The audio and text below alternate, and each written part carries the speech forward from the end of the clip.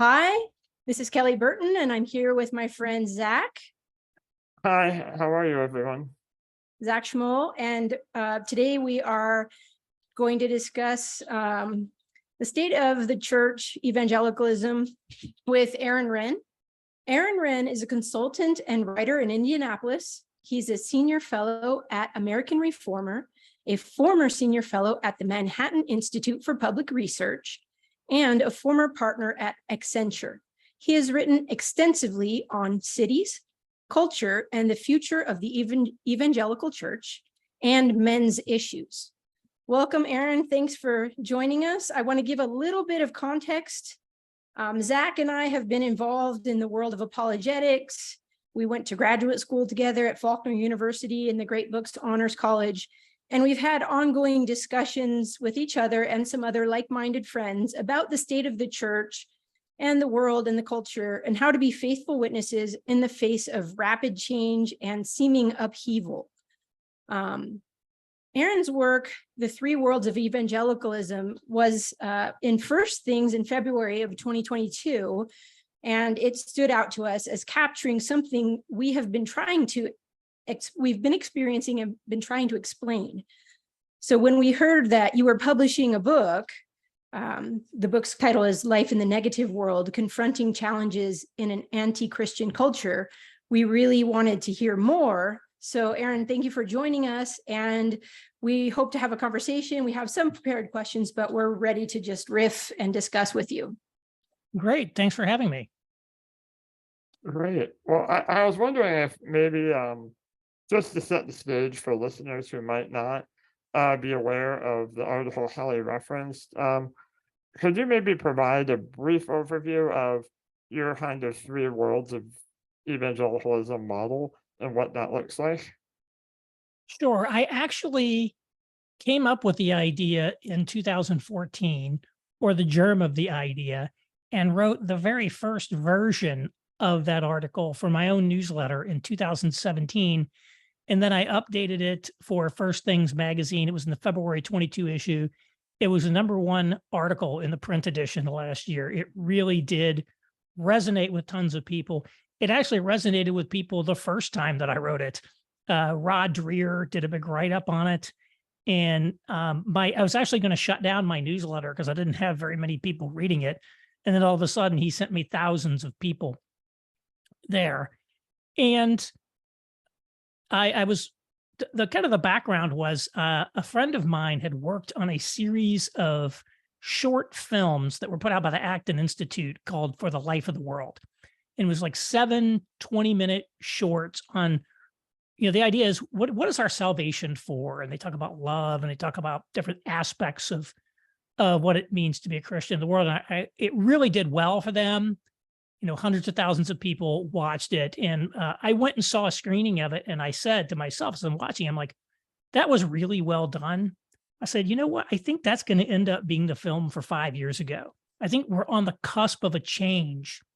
And I started sketching out basically the framework of this article, which basically posits that we have been in a period since around 1964 in which Christianity went from the default option in America, where we had essentially a softly institutionalized sort of generic Protestant faith in America. We didn't have an official state religion, but we had a de facto soft institutionalized Protestantism, with prayer in the schools, for example, and things of that nature. And again, right around 1964, I kind of dated to the Kennedy assassination, a little bit arbitrary start point, but we went into Christianity started going into decline in America through the upheavals of the 60s, through the sexual revolution in the 70s, on through to the present day and all the things that have been happening. Basically, the status of Christianity has been in decline in America. We see it in terms of declining church attendance, initially manifested in the decline of the mainline denominations. We see it in, belief in Christianity. And we also see it in the way that society began to question and ultimately reject Christian morality, particularly around sex, but also on other things. And this period of decline from 1964 to the present, which wasn't a straight line. There's kind of zigs and zags and some flatter ones and some steeper periods. I divide this into three phases that I call the positive, neutral, and negative world. The positive world goes from 1964 to 1994. And this is an era in which Christianity is in decline. It's not that everything's great for Christianity, but Christianity is still sort of viewed positively by society. To be known as a good church-going man makes you seem like an upstanding member of society. The Christian moral norms are still the basic moral norms of society that people are expected to adhere to. But by around 1994, we hit a tipping point and we entered what I call the neutral world, which lasted from 1994 to 2014. And in the neutral world, things are no longer positive for Christianity, but they're not really negative either. Christianity is just one more lifestyle choice among many in a sort of pluralistic public square. So we might meet, I'd say I'm a Christian. You'd say, great, I'm a vegan. Let's talk. That sort of thing. And the Christian moral norms had a sort of residual effect in society. They didn't quite have the force they used to, but they had some force. And then in 2014, we hit a second tipping point and entered what I call the negative world, where for the first time in the 400-year history of America, Christianity is viewed negatively by essentially elite culture, official culture. To be known as a devout Christian does not help you get a job at Google or Goldman Sachs. Quite the opposite, in fact. And Christian moral norms are now expressly repudiated and, in fact, seen as one of the greatest threats, if not the greatest threat, to the new emerging moral order. And this is really kind of caught the American church, I would say flat-footed, a little bit flat-footed. It's a radical shift in a fairly short period of time recently that has really got people spinning around, trying to figure out what to do. And so a lot of what we're seeing going on, especially in the evangelical world, is a product of these change of different eras and how different groups of people have responded to those eras and are attempting to adapt to the negative world. That's a really helpful summary. And I forgot to say at the very beginning, everyone, you should sign up for Aaron's newsletter, which he just mentioned, at aaronrenn.com, AARONRENN.com. And he is putting out very interesting information and you should check it out. Well, thank you. Yeah, I guess the other thing I could just add to that, just to kind of complete it, I laid out the three worlds, but the other thing that's in that article is what I call the three strategies. How did the evangelical church respond to those three worlds? And I said there were three broad categories of responses. This doesn't encapsulate everybody. There are people who don't fall into one of these threes, but these three were three of the big kind of themes that went through it. And I called these culture war, seeker sensitivity, and cultural engagement. Culture war and seeker sensitivity were products of the positive world. Both began in the 70s. Culture war people like Jerry Falwell, Pat Robertson, they saw this decline of Christianity. They saw the sexual revolution and things of that nature. And their response was to fight back. We're going to mobilize politically. We're going to mobilize, kind of culturally to take back the culture. The very name Moral Majority of Jerry Falwell's organization is a name that speaks to being in the positive world. Maybe it wasn't even true then, but at least like Nixon's silent majority, it was plausible to claim we're the majority. We represent the mainstream of America. We're taking this country back. So it's highly combative, fighting against this emerging change. Then the seeker sensitivity saw sort of the same trend of decline, and they said, well, rather than fighting with culture, let's try to adapt to become more relevant to the culture. So people are abandoning these stodgy mainline churches. Why don't we have informal liturgies? You can come casual. We'll have contemporary Christian music. It'll be very therapeutic sermons, lots of life applications, no organs and stuff like that. And so you could think about the seeker sensitivity movement as basically being the classic non-denominational suburban megachurch that in many ways is the mainstream of evangelicalism, and people like Bill Hybels and Willow Creek and Rick Warren at Saddleback Church. And again, both of these movements were very baby boomer focused. You could think of essentially culture wars, maybe a little more backwoods, and seeker sensitivity is more middle class, suburban. But they were sort of products of that sort of boomer society. And both of them, started then in a positive world, but they're still going today. And so they're partisans today. In the neutral world, we saw this rise of something called cultural engagement, which you could think of it a few different ways. One is it's sort of a seeker sensitivity for the cities. It really was a product of the urban renaissance in the 90s, in the 2000s, under people like Rudy Giuliani in New York, who really transformed cities and made them desirable again. So they were trying to reach the cities, or you could also think of it as the opposite of the culture war.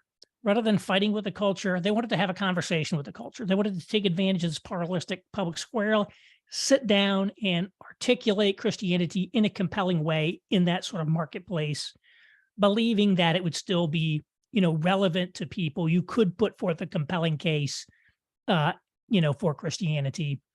And, there's still a lot of those too. You can think, again, Tim Keller and Redeemer Presbyterian Church is really the archetype of that. So kind of a lot of the urban church movement is very much associated with that.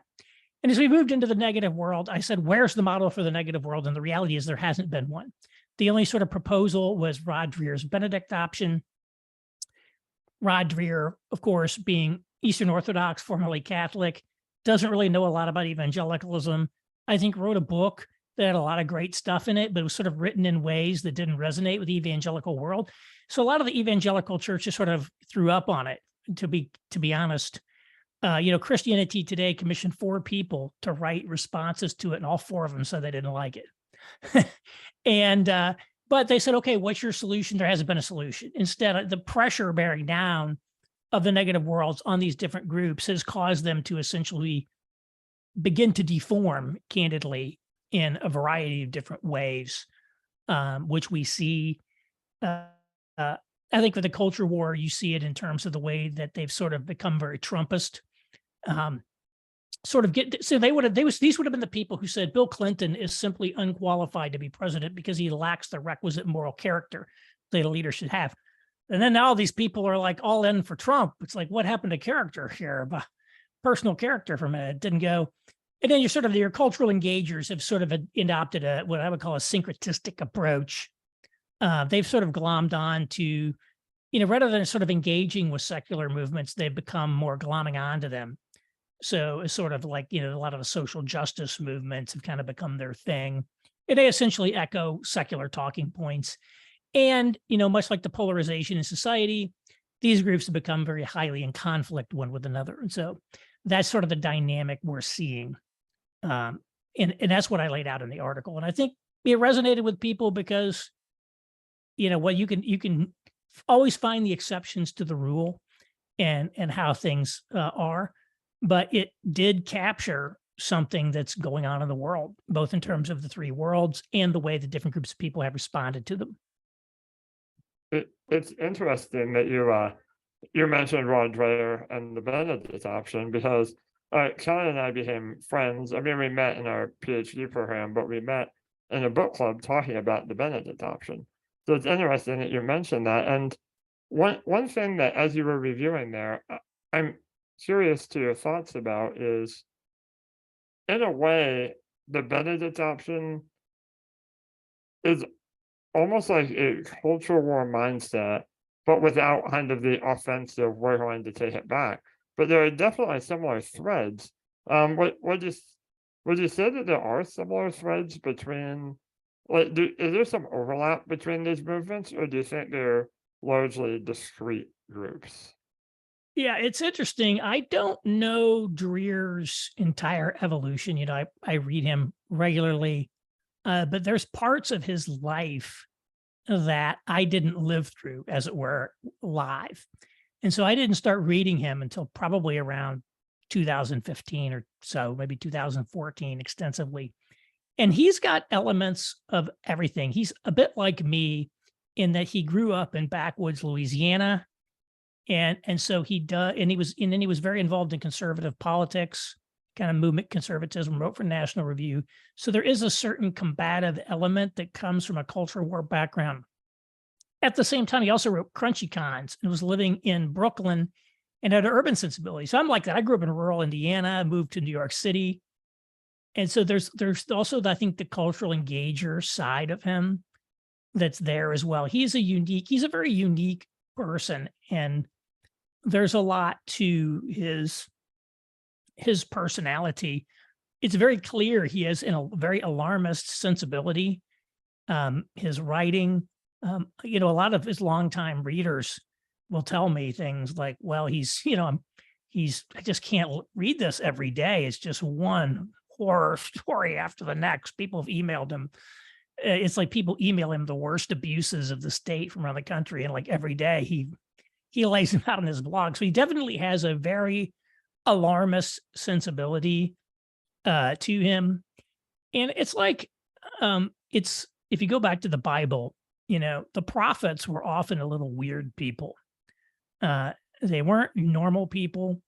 They had a certain sensitivity to things that gave them, these insights that they had, and gave them the ability to speak in the way that they did to people on behalf of God. And obviously, Rod is not a prophet in the Old Testament sense, but he is this person who sees things other people didn't see.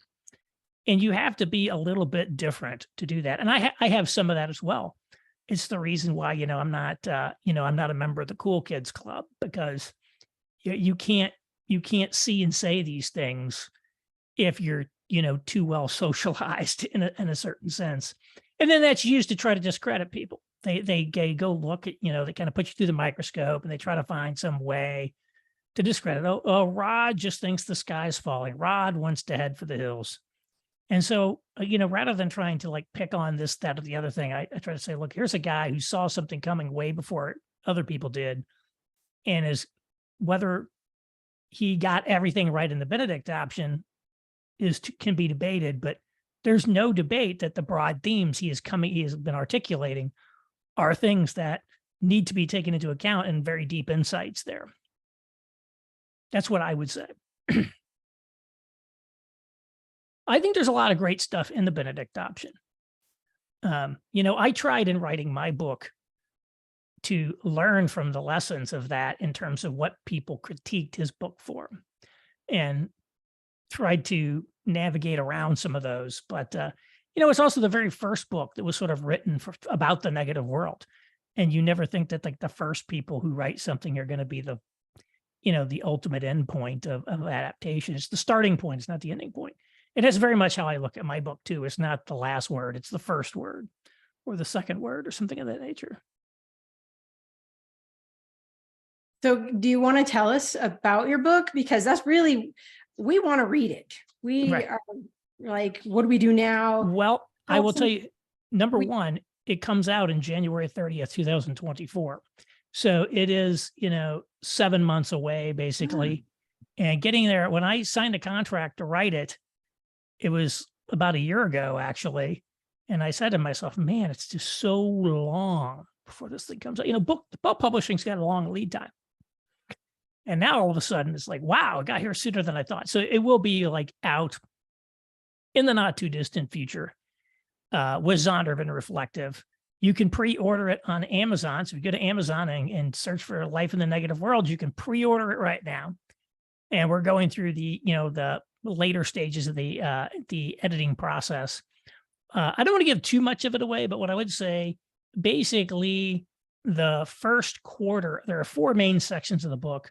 The first quarter, the first section, is essentially the Three Worlds piece, that model that I just laid out in a sort of expanded format with more explanation and an attempt to not only learn from what Rod Dreher ran into, but to pre-address some of the criticisms that people made of my work, which I think will ultimately help me to refine the way that I communicated the concepts to hopefully be better in this.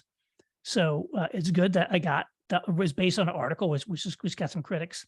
And then the last 3 sections are about how should we adapt. And I didn't want to give too many different things you should do. Well, here's 36 strategies you should apply to that. That'd be too many. And the truth is, I don't think we know the answer. We're in an uncertain time. We're in unprecedented circumstances. And so I think it's like when the Hebrews were crossing the Jordan to enter the promised land, and the word came to them that they should follow the ark because they hadn't been this way before. You're going someplace you've never been. And so you got to just follow the ark because that's where that's going to be leading you. And so there's a little bit of that. But I lay out 3 kind of starter ideas each across 3 dimensions that I call personal, institutional, and missional. And so how should we be living our lives personally and as our families? What should we be doing? How should we be thinking about our churches and other Christian institutions? And then how should we be thinking about mission and engagement in this world? And so I have a lot of things to say on those points. Some of them are a little critical of the church and how it's done. Because I do think, one of the things we have to have the courage to face up to is the evangelical church as kind of, has gotten some things wrong internally that it needs to correct. And I think there are 3 major areas that need a rethink. Well, the one that I write an extensive chapter on is gender. I really think there's the teachings on gender really don't line up with reality. And there's a lot of problems in all of the different camps. So that chapter will make everyone mad. But I also think there needs to be, a rethink on issues of race, where I don't think that the answers that we've had either historically or presently are satisfying. And then also political engagement needs to be rethought. I do think that culture warring and voting Republican, as traditionally understood, has not been a good strategy.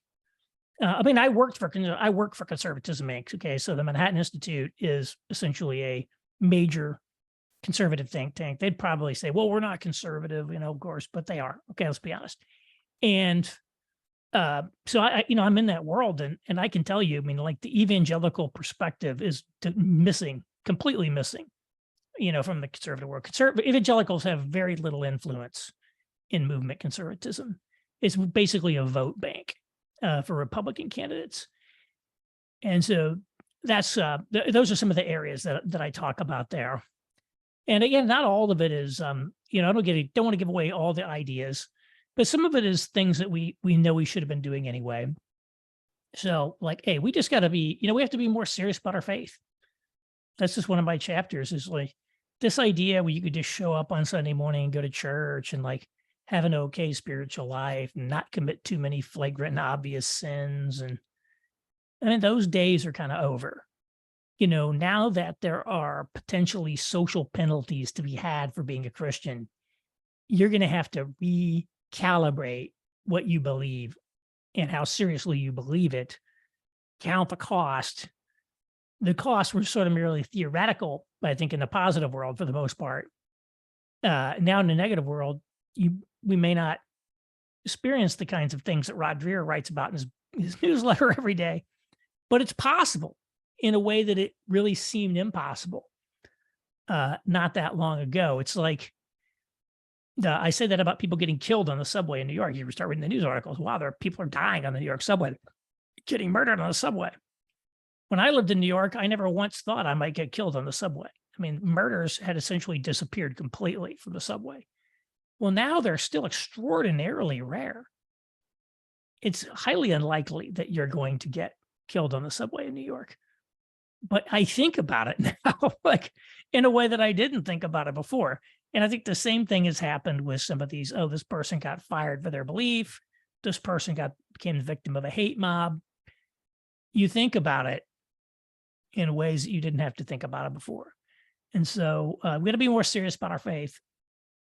I say we have to rethink, and I have a whole chapter on gender that I think is in the mission category. And then because I said, look, we're not reaching the men. That's one of my things is Jordan Peterson's reaching millions of men. Andrew Tate's reaching millions of men. Joe Rogan's reaching millions of men. We got a lot of people out there. There's tons of them that are reaching tens of thousands, hundreds of thousands, even millions of men. Why isn't the church reaching those people? It's because the church is wrong. That's unfortunately, we used to realize like, wow, they're saying things, not that they're wrong about everything, but they're saying things that just aren't accurate. And so we have to actually start saying things that are actually true. And so that needs to be that. And then I say in the, one of the things I'll give you a freebie off of the institutional side too, which is, again, maybe controversial. It's the idea that we need to focus. This is where I do think we need to shift more towards being a counterculture, is to say, look, we have to be much more intentional about tending to our own community. I think everything has been so missionally focused that there's been very little focus on the strength of our own communities. It's sort of been assumed, but now we can't assume. When, it's sort of in the same way that I use the example of the Roman Catholics in the early 20th century. They were in this overwhelmingly Protestant country. If they wanted to retain the distinctives of their faith, they had to create an infrastructure to sustain Catholicism in America. And we need to do something similar to sustain evangelicalism in a culture that's going to essentially be softly institutionalized an incompatible religious system. So those are some of the things that are going to be in it. But it'll be, 25% diagnosis, 75% ideas for how to respond. I think that sounds really good. It sounds like what Zach and I have been kind of looking for. In terms of what comes next, how do we build? We've both been involved in, public discussions, public philosophy, thinking that we can engage with people, trying to get common ground, and that's just gone. That was, I developed my platform on public philosophy, and when the pandemic came, it just ended, and it's doesn't seem like we're going to go back to what we were doing before in terms of people engaging in civil dialogue together, interested in ideas. So we've been wondering, what do we do now? Yes, I have looked at some of these online men's influencers, and I say, why are people drawn to them? And I use kind of the paradigm of 2018 Jordan Peterson. Jordan Peterson has kind of gone off in a different direction today. He's much more political. He's more angry. He's less insightful. He signed on with Daily Wire. Good for him. That's what he wants to do. When you go back to like what made Jordan Peterson a sensation, and there were a few things there. One is his willingness to show courage in contradicting the official line on certain things. So there are really two things that made Jordan Peterson famous. One is when he said, I will not comply with this mandatory pronoun law in Canada if it passes. He's like, I'm not going to do that. And people are like, whoa, this guy's like, saying he's not going to do that. So he had an audience before, but that really attracted a lot of attention. And the second was an interview he had on the UK's Channel 4 with this, I think it's about 30 minutes long, maybe. So, it's not super long, but it's a good chunk. It's not like a 3-minute interview with this very feminist, hostile interviewer who's trying to grill him. And he's just sitting there calmly, holding his ground, reciting facts, etc. And so I think what we see is, people who, these are some elements we can take away from this. One, he was willing to make public displays of courage in going against the secular line, which today we see it. A lot of this woke stuff, it's very unpopular. And we know, believe me, I know a lot of people in corporate America, and a lot of them will tell you privately, some of this stuff's gone a little too far, right? They're in favor of diversity. They're not opposed to diversity. They love diversity. Like they support Black empowerment agenda. They think, but some of the stuff is just a little too crazy. Somebody needs done it, but they won't say anything. Nobody will say anything. Not even billionaires will say anything. Elon Musk gets all this controversy attention because he's one of the few people who's worth billions who will actually say something. And so Jordan Peterson just says, no, I'm not going to use these pronouns, period. That's one. Number two is his, willingness to state things that are true, but also contradict the party line and are unpopular, but which resonate with people precisely because they are true. And like on the Channel 4 interview, he's like, women and men are substantively different across a wide range of traits. One of the ones he used there was agreeableness, is one of the so-called big five personality traits. Women on average are more agreeable than men. Men are more disagreeable. And one of his things he claimed, and there's probably some scientific studies to back this up, because he's saying things that if he doesn't have scientific studies to back them up, they're going to tear apart. Is he says, look, one reason that women don't get paid as much as men is because they're more agreeable. They're not willing to go into the boss and start pounding the table and demanding more money. He says they need to become more disagreeable. So he's saying these things, but it's fact-based, it's truth-based, it's empirically accurate, and kind of goes against the party line. So he's giving people, and I think today people are like, they're looking for courage. They're looking for people who are going to tell us the truth, right? On things like, yeah, it is true that men and women actually are different. You basically don't see very many pastors who are willing to say that. Even these quote unquote complementarian people who say, only men can be pastors in a church, for example, they are remarkably silent on what they actually think the differences between men and women actually are. I mean, it's amazing how unspecific they can be about it. And he's like, look, here's women are more agreeable than men. This boom, boom, boom, boom. And he goes down the line. That's what say. He's giving people news they can use. This one megachurch pastor, Matt Chandler, he's got this line. He wrote it a few years ago, so maybe I'm unfair and just picking this one thing and constantly using it against him. But he said, I keep saying it, godliness is sexy to godly people. Godliness, the whole godliness is sexy paradigm. Jordan Peterson says, girls are attracted to boys who win status competitions with other boys, right? Yeah, that's much more like it, more true. And so he's got millions of followers because he was willing to say like true things. First off, he had to actually know what true was. He had expertise. He's a PhD in psychology. He taught at Harvard, University of Toronto. He's like saying stuff that he can back up. It's true. It's accurate.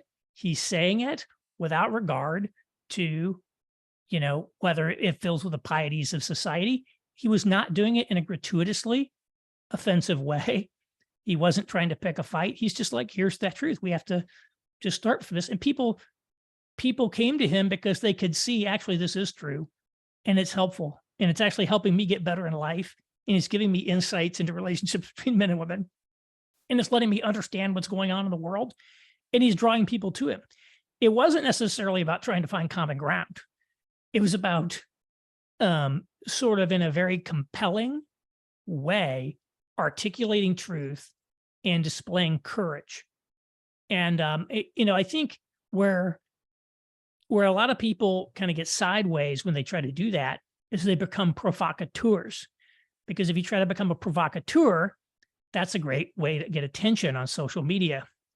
And then people get turned off to the whole idea of, speaking truth. It's like, well, these people are just all, provocative gadflies, et cetera. So I do think some people take it too far. But if you go back to that Jordan Peterson Channel 4 interview, is on YouTube, go watch it. It's a paradigm of how to engage. And it really did draw millions. I mean, the thing has been watched unbelievable millions of times. And it's substantive too. That is a model that I've really found compelling as I started digging in. Why do these people have such huge followings? And you start seeing displaying public courage, saying unpopular truths are two things that they've done in a sort of, dare I say it, I don't like the word, but I'll use it because everybody else uses it, winsome way. That's a formula that I happen to like. And, I'm trying to I'm trying to do that myself. That's what I'm trying to do, is speak the truth. Even if people don't like it, but it's true, but try to do it in a way that's fair, serious, compelling, not just gratuitously offensive. Not to say that I don't think rhetoric is important. Rhetoric is important, but those are some of the things that I think are important. Important there. The Three Worlds piece resonated with people, not because I found common ground with them, but because it helped them understand the world. Like, wow, this gives me insight. This is news I can use. And so I think we can relate to people. Our world is full of lies and things are just not true. I mean, the ludicrous stuff that you have to affirm to be a member in good standing in our society, people are hungry for truth. And all you got to do is just tell them the truth, like on very banal points. And you can become compelling. I think that's really interesting. And you were talking about individual courage and my own personal courage. And maybe you get more into this in your book, and we don't want to spoil too much of it. But you have that section on institutions. And I imagine the same would apply to institutional courage, right? Because you see so many organizations, maybe they hit some bad PR, they're worried that their stock price is going to drop or whatever, and they cave in and they do whatever they said they wouldn't do originally, but now all of a sudden, it's kind of like the professional athlete, right? Who says something offensive, then he apologizes and makes some apology that you can tell is entirely scripted, but he has to say it because he has to toe the party line. So where do you find, like, as far as institutions, how do we support them? I understand supporting individuals like yourself or like Jordan Peterson. I understand that. We can read your stuff, we can share your stuff, we can buy your book, like everyone should, pre-order it. But Exactly. exactly. I already did. I know Kelly did too. But how do we translate that up a layer to supporting institutions and helping them remain viable to then help support us and provide us with the resources that we need to kind of feel confident in the facts and the data and things of that nature. Right. It's challenging with institutions. The Clayton Christensen, who was a professor at Harvard Business School, wrote a famous book called The Innovator's Dilemma. And one of his conclusions was basically game-changing innovations tend not to come out of incumbent players. It tends to be the startup that disrupts the market. And what we find is institutional DNA is really set often at the founding period of an institution, and they were created for particular circumstances. And those circumstances change, and it's extraordinarily difficult for institutions to adapt. When we entered the positive world and Christianity started to go into decline, mainline denominations were unable to adapt. And those churches, many of them closed. A lot of them are full of old people today. Not all mainline churches are like that, but really they never were able to successfully adapt. And they tried. And the culture war people, got started, and they're still going today. They're struggling to adapt. It wasn't like when Tim Keller got started in New York. He didn't reform an institution. He started new institutions that were right for that era. And I make a distinction between ordinary institutions and a church. The church is not just another institution. So we can put to the side all the other institutions and who really cares what happens to them. I am candidly disturbed that churches today do not seem to last longer than a generation. One of the reasons Tim Keller was very focused on church planting is that he cited this sort of, I guess, well-known statistic that new churches tend to produce a lot of converts. Maybe it's even in the first 5 years that they attract most of their new Christian converts. And then after that, they're sort of attracting people who were already Christian. You're just recirculating people through. What this is basically saying is missional effectiveness drops off rapidly with age in a church. And I'm kind of bothered by the church planting movement, to be quite honest. Not that I'd support like a lot of this. I've given money to Redeemer City to City. Okay. So I'm not totally opposed to it, but there's something off about this idea that the paradigm of Christianity is resurrection from the dead. The gospel changes everything. The gospel totally transforms and renews your life.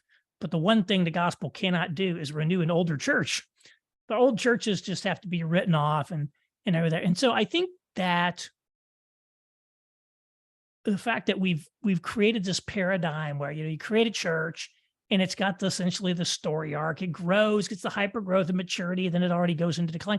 There are a lot of first generation mega churches that are in decline right now.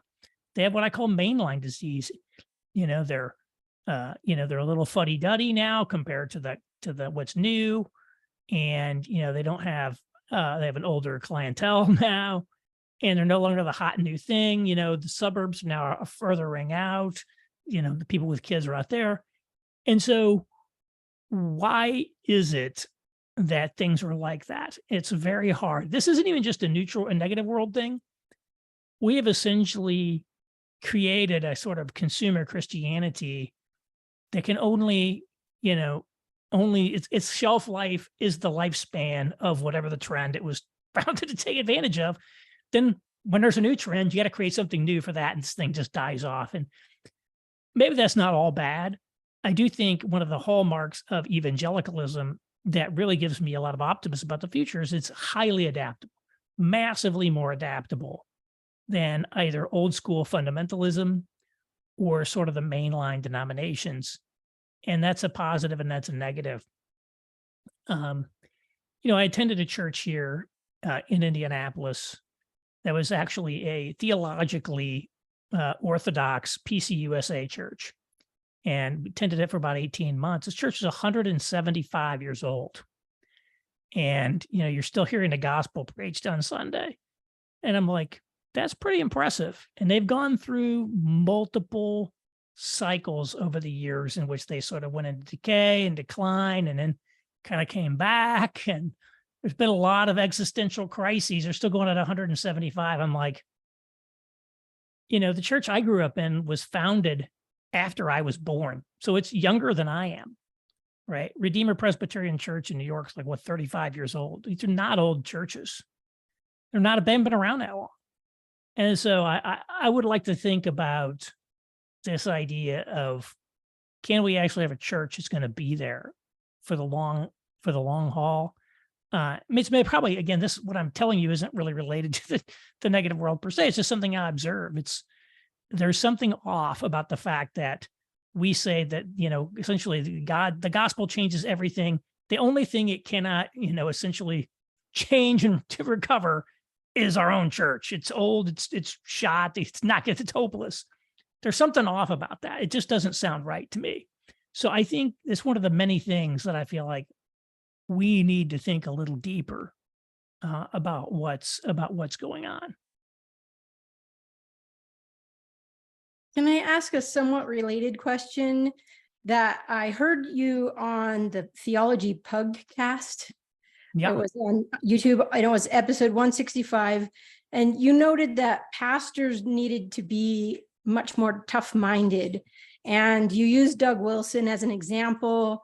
But what stood out to me about that conversation was that you saw a unity that Doug Wilson's group had.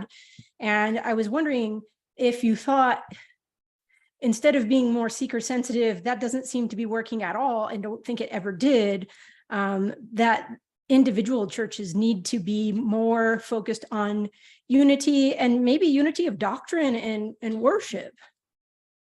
Yes, I don't remember the whole context of that. Now Doug, a lot of people don't like Doug Wilson.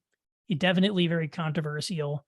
And that's a shame, because the people who sort of reject him because they don't like his style, or they don't like this or don't like that, are missing out on the opportunity to look at the model that he built out there, which actually is incredibly impressive, and say, what could we learn from him?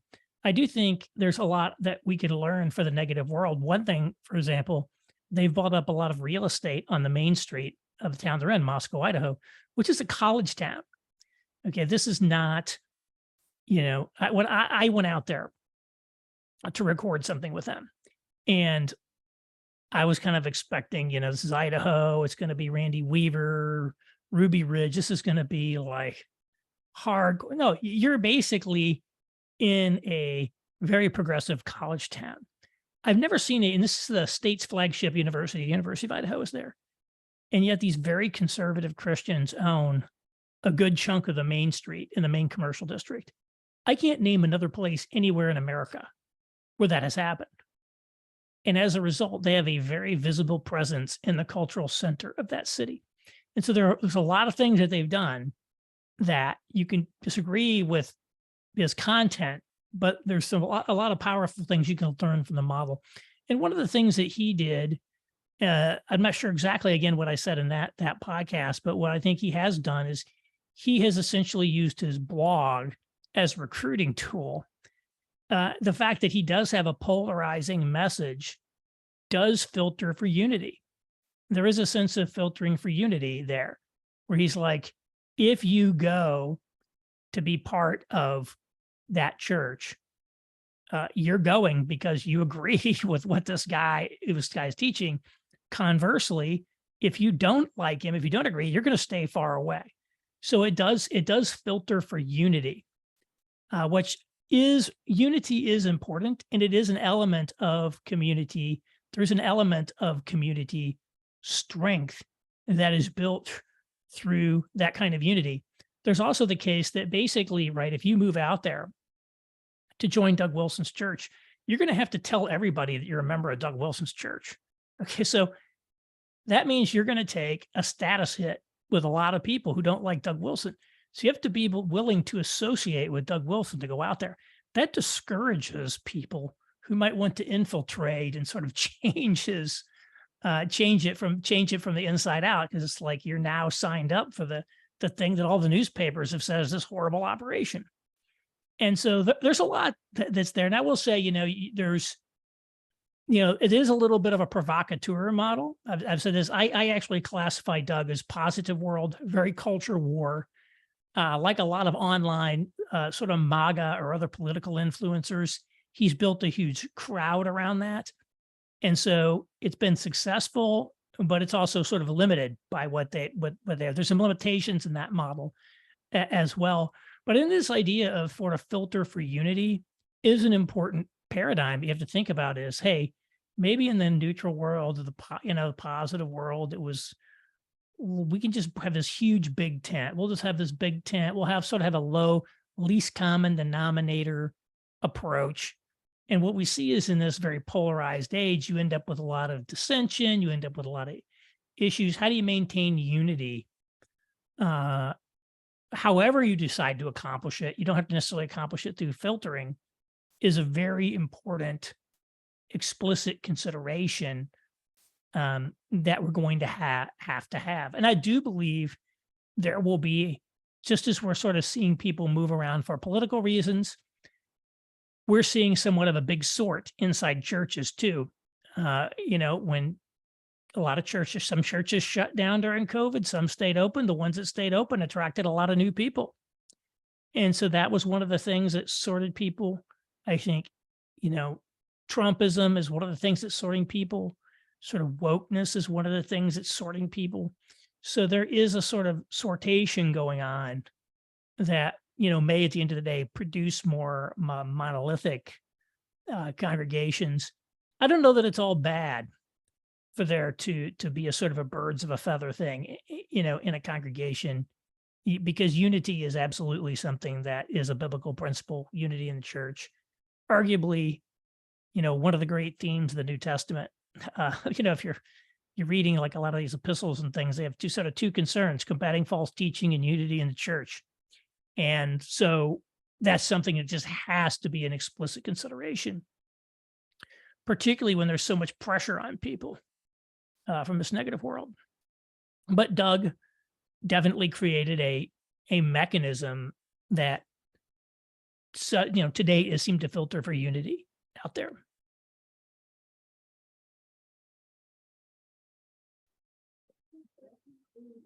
Zach, do you have any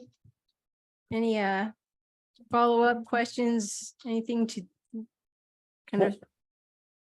I did have one really interesting final question, Kelly. I don't know if you had any more before we got to a final question.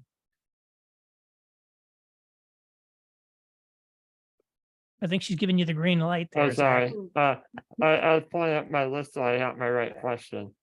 So, I mean, I agree, and I do very much think that your model is accurate. I think that this construction makes sense and that we are largely in the native world. But is there, I don't want to say is there any hope, because that sounds too negative.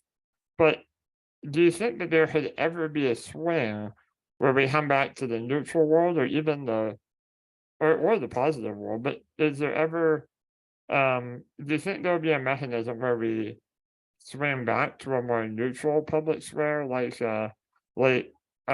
Kelly had mentioned? Public philosophy was her thing. That was her platform. I had a website, man, when I graduated from my apologetics program. It was called Entering the Public Square. I thought this was an awesome, fun thing to engage. And again, that was, well, it was a little late for it was slightly negative world. But so do you think there is, or what would it take, I guess, to see us move back to a neutral world or to a positive world? There is a pendulum swing back and forth across different eras, sort of different ways. So we tend to think of, the Victorian era as being a very kind of buttoned down era, very prudish. Then we move into the early 20th century. We get into the 1920s, roaring 20s in the United States is sort of like a much more libertinous area. Then we go into the post-war era. The 1950s is much more conformist, much more buttoned down again. We get to the 60s, there's much more of these things. So there are different pendulum shifts. It's not just a straight line through history, one direction. I do see that we've had this trend, and you could describe the trends towards the left, this sort of long arc or long arrow, in which, again, like the stock market, there's zigs and there's zags, but there's sort of a trend going one way. I don't know that I see that fundamentally reversing in my lifetime, but it's very easy to think that there could be something of a pullback into what I call a consolidation phase. So there were these huge upheavals in the 1960s. We get to the 1970s, there's still Vietnam, there's, the drugs and the free love and Watergate, and Arab oil embargoes and stagflation. And there's a lot of problems in America, strikes everywhere. And by the end of the 1970s, it was really during the Carter administration. Maybe it had something to do with New York almost going bankrupt. I mean, that was another seminal event. The cities were going in the tubes. America's leadership class sort of came to the conclusion, we actually have to change some things because this is not sustainable. And so they will appoint a financial control board to put New York back on track. And then by the end of the 80s, they got rid of all the graffiti cars, and we're starting to, it wasn't just the Giuliani came in. People had been working to fix New York since the late 70s. They're like, okay, we're going to have deregulation, which started under Carter. We're going to deregulate the airlines. We're going to have all these things. We're going to have tax reform. We're going to start, there's this era of reform that started to happen in the country, really in the late 70s and then through the 80s. And again, you could say that it carried on through the 90s with essentially the peace dividend and all of the globalization and trade deals and internet things that came through the 90s. So we sort of went through this sort of phase where we sort of went to a more of what I call it a consolidation phase, though. It was reformist. It said we can't let this crazy stuff keep going, but it essentially institutionalized much of the changes of that previous era. We didn't go back to the 50s, but we're like, we had to make the sexual revolution work a little bit. So yeah, we're still going to have divorce. We're going to have these things. But maybe you shouldn't have latchkey kids. Maybe we need to go to the old, they had the baby on board stickers. Maybe we need to care about kids a little bit more, things like that. So it essentially started integrating many of these changes into society in a way so that they would function. Well, since, for a while now, we've been through another kind of disruption phase. We're going through a big disruption phase. Certainly been in one for over a decade now. And maybe quite a decade. Going back to Obama's second term is when things really started to get a little crazy. And I think at some point, it's eminently possible that kind of America's leadership class will say, this has gone on a little too far. Okay, we got to dial this back. We got to put the crazy back in a box and put away the crazy. Kind of thing. Just like there's a book, I think it's called Days of Rage, about the early 70s when there's like 1,000 terrorist bombings in the United States in 1 year. Like, realize like all the crazy things that are going on. Like we're not having any more Jim Jones. We're shutting all that stuff down. And it could happen. And who knows? I think one of the things that will get the attention of our leaders is the military recruitment crisis. The military is 25% short on its enlistment numbers. Red America is starting to turn against the military. Sort of blue America was already kind of against it. And it's like when your military cannot be staffed, that gets the attention of top people. And they're like, well, maybe we need to. So it's certainly eminently possible that these corporate CEOs and, big foundation presidents and, all the elites of our society say, we're going to dial back the crazy. We're going to curtail the woke.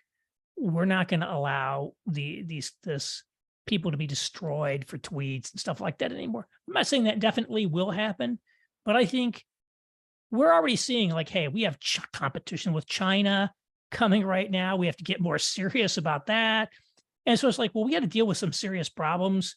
We can't afford to be distracted by this. So I think we could see something of a pendulum shift back into a new consolidation phase, but I think it would consolidate many of the things that have come up in the last decade. It wouldn't represent a fundamental rollback.